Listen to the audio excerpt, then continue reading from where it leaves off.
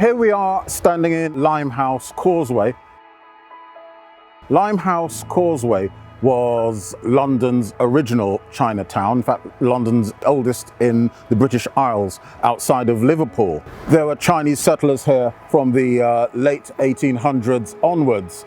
Its so-called heyday was in the 19-teens, but it was inevitable that given populations of non-white people, there were also South Asians and people of African origin living here in what was then Chinatown.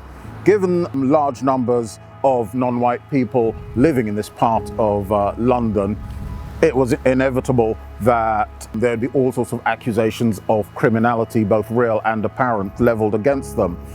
The type of criminality that was seen to be engaged in most by the majority populations, by the Chinese settlers here, was that of drug dealing, particularly in cocaine. This story, where we can read between the lines from the Daily Herald of 1923, informs us.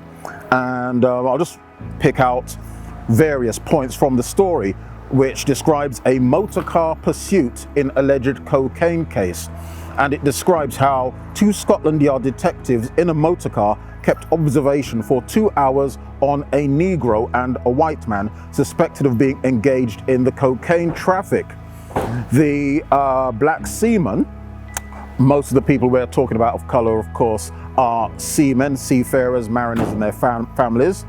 So the colored seaman was given the name of Jack Kelson, aged 21, of no fixed abode, and he was accused of being in unauthorized possession of cocaine.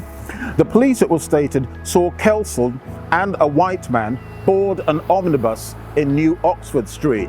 The bus then travels down to Commercial Road, where the two men alighted and they walked down to somewhere around where I'm standing on Limehouse Causeway, upon which Kelson walks into a Chinese cafe, is seen speaking to a number of other black men, and returns to New Oxford Street, where he is arrested, apparently in the possession of cocaine.